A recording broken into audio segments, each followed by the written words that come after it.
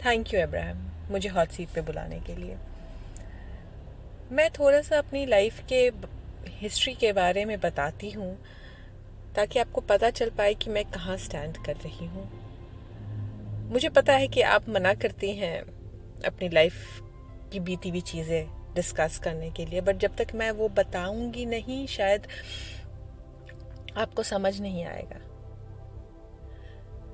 Reason है मुझे मना करने का कि मैं नहीं सुनती हूँ पास्ट की हुई चीज़ें, क्योंकि एग्जाम्पल के तौर पे बताती हूँ, आप जब यहाँ आते हैं तो आप जहाँ पे हैं उससे आपको आगे जाना है, और अगर आप यहाँ पे भी बैठ के अपनी पास्ट या जो हो रहा है अपनी लाइफ में वो डिस्कस करना चाहते हैं तो फिर आप आगे बढ़ने में स्लो हो जाएंगे। यही रीज़न है कि मैं ये डिस्कस करना नहीं चाहती। एग्जाम्पल के तौर पे, अगर आपको एक माउंटेन क्लाइंब करना है तो आप ज़मीन से शुरू कर रहे हैं माउंटेन क्लाइंब करना, बट नहीं, अगर आप पास्ट डिस्कस कर रहे हैं या अपने लाइफ में जो हो रहा है वो डिस्कस कर रहे हैं, इसका ये मतलब है कि आप बोल रहे हैं कि ठीक है मुझे माउंटेन तो क्लाइंब करना है, लेकिन रुको, मुझे नीचे खोद के बिल्कुल नीचे जाने तो जहाँ से माउंटेन का बिल्कुल बेस शुरू होता होगा, और फिर मैं वहाँ से शुरू करूँगी क्लाइंब करना, क्योंकि मुझे जस्टिफाई करना है कि जो मैं क्लाइंब करना चाह रही हूँ वो सही क्लाइंब है। मतलब आप मुझे अपना पास्ट इसके लिए बताना चाह रही हैं क्योंकि आप अपने क्वेश्चन को जस्टिफाई करना चाहती हैं, जो एक मैनिफेस्टेशन के या अच्छे जीवन जीने के प्रोसेस को स्लो डाउन करने वाला चीज़ है। शायद मैंने शायद जवाब गलत से पूछ लिया आपसे अब्राहम। मुझे पता है कि मैं वो चीज़ें डिस्कस नहीं कर रही हूँ, बट मैं जब तक आपको हल्का एक्सप्लेन नहीं करूँगी, मैं समझ में नहीं आ रहा मैं कैसे इस चीज़ को एक्सप्लेन करूँ। ठीक है, आप अपने क्वेश्चन को शुरू कीजिए, मैं सुनूँगी। मेरी शादी अब्राहम, थैंक यू, मेरी शादी 18 साल की उम्र में हो गई थी, और मेरे शादी को आज 8 साल हो गए, और मेरी 2 छोटी बच्ची है, और आज मैं 21 साल में माँ बन गई थी, और आज मैं 26 साल की हूँ 2 छोटे बच्चों के साथ। मैं आपकी टीचिंग करीब 20 साल की उम्र से, जब मैं प्रेग्नेंट थी तब से सुन रही हूँ, और इतने सालों में बिकॉज आपकी टीचिंग से मैं इवॉल्व होके बदल गई हूँ, और अब मुझे ऐसा फील होता है कि मैं तो इतने पीरियड में इवॉल्व हो गई हूँ, लेकिन मेरा लाइफ पार्टनर इवॉल्व नहीं हुआ है, और अब मुझे लगता है मुझे एक नए लाइफ पार्टनर की ज़रूरत है।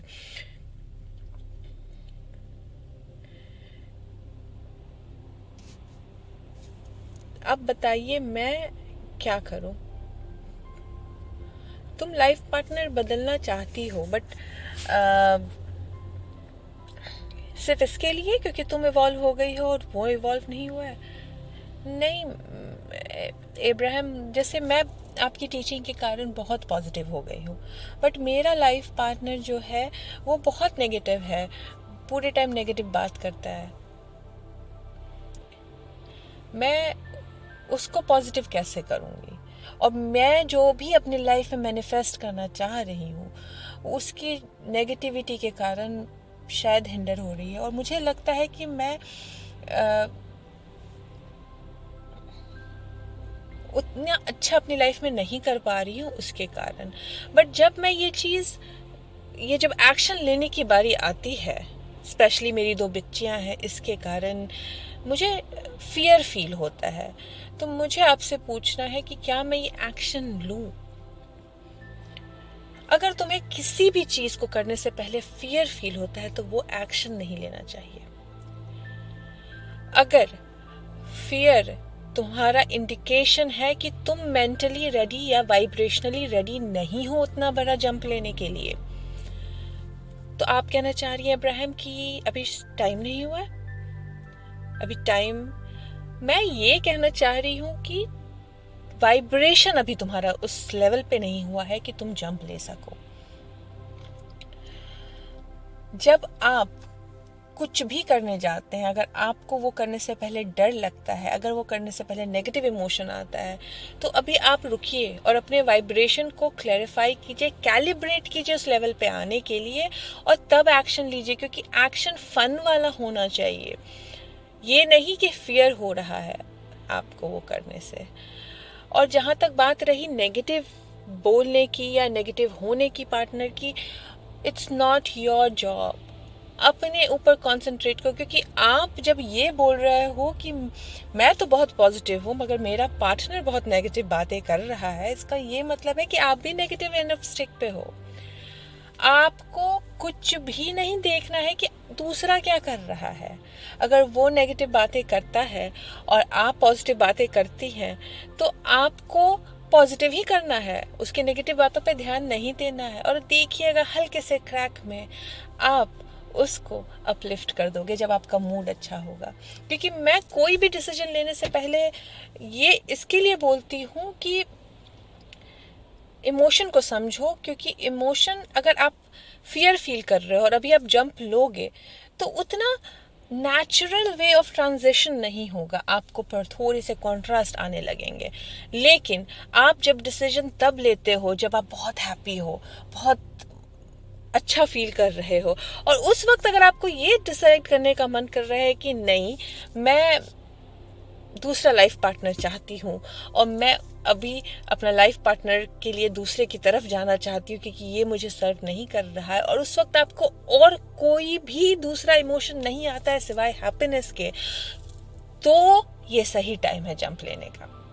अगर आपको उस वक्त ये फियर हो रहा है कि मैं वहाँ जंप करूँगी और कुछ बुरा होगा, या आपको अपनी बच्चियों को लेके ये फियर होता होगा, तो फिर ये आप वाइब्रेशनली कैलिब्रेट नहीं किए हैं और अभी टाइम नहीं है जंप करने का। मैं इसके लिए नहीं मना करती हूँ कि अगर आप जंप ले लोगे तो कुछ बहुत जंप नहीं ले पाओगे या फिर आप छोड़ नहीं पाओगे, बट जंप लोगे तो थोड़ा सा आप परेशान हो जाओगे। तो बेटर है कि एक नेचुरल वे में इंसान मूव ऑन करे, रादर देन एक नेगेटिविटी और कंट्रास्ट लेके मूव ऑन करे। पहली बात। दूसरी बात, आप दूसरे के नेगेटिव इमोशंस के ऊपर ध्यान नहीं दीजिए, क्योंकि आपका हस्बैंड नेगेटिव बात करेगा, उसे करने दीजिए। आपका काम है खुद को वाइब्रेशनली स्टेबल रखना, क्योंकि आप दूसरे को कंट्रोल नहीं कर सकते हैं, क्योंकि ये एक नेवर एंडिंग प्रोसेस है। लोगों को लगता है कि मैं उसको कंट्रोल करके उसको चेंज कर दूंगा, कोई नहीं चेंज होगा आपके कंट्रोल से। और आप जितना भी दूसरे को चेंज करने की कोशिश कीजिएगा, वो एक ऐसा वॉर आप कर रहे हैं जिसमें आपकी कभी जीत नहीं होगी।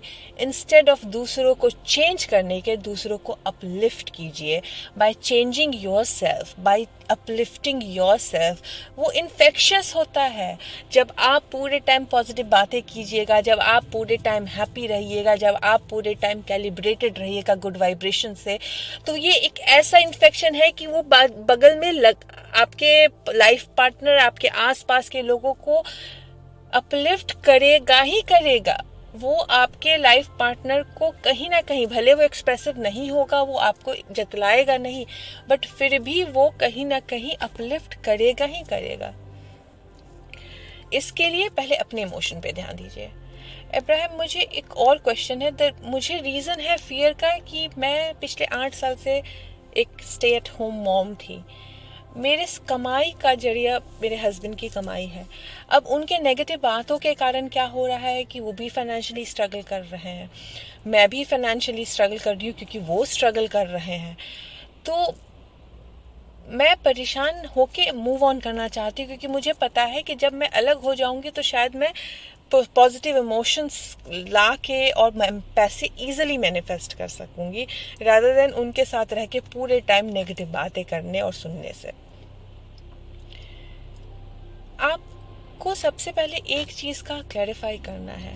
क्या आपको ये लगता है कि आपको पैसे आपके हस्बैंड की कमाई के कारण आ रहे हैं? दुनिया में आपको पैसे कैसे आते हैं, इस पे ध्यान देना बंद कीजिए। आपको पैसे अट्रैक्ट करने के लिए किसी एक सोर्स पे डिपेंड करने की ज़रूरत नहीं है, वो यूनिवर्स बना देता है सोर्स।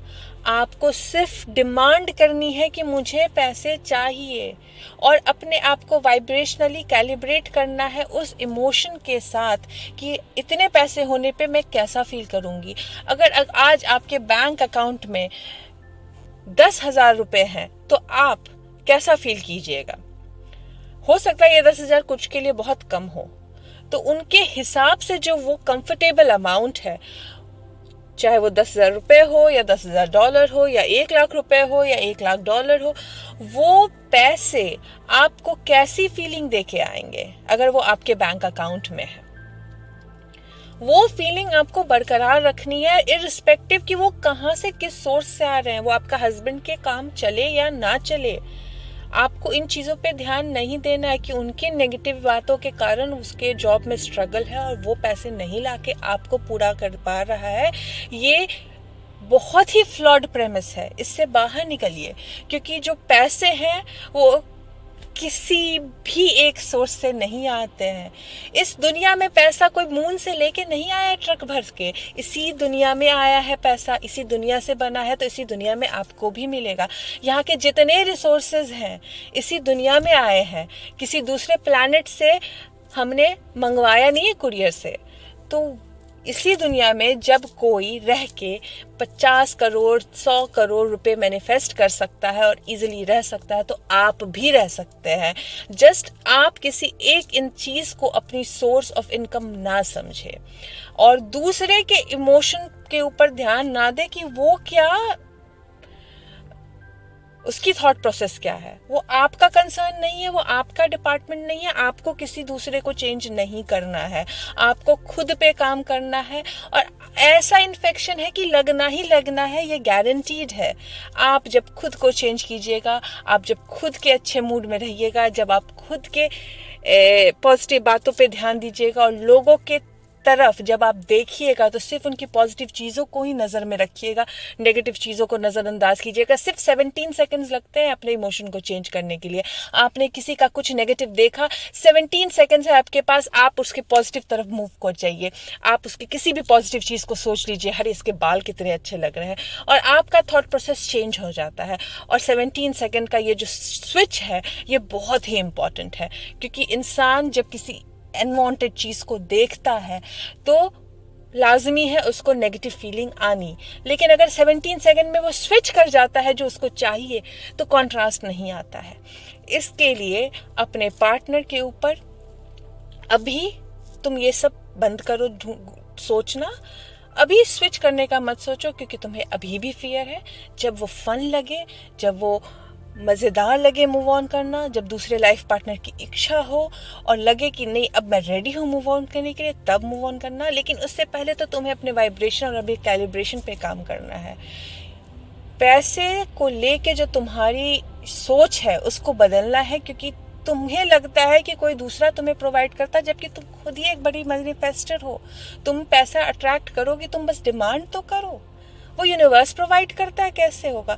बट आप कहोगे अब्राहम वॉर्टेक्स से अपने बैंक अकाउंट में कैसे लेके आऊं? अरे वो इमोशंस लेके आएंगे आपके बैंक अकाउंट में जब आप उस फीलिंग के साथ मैच करोगे।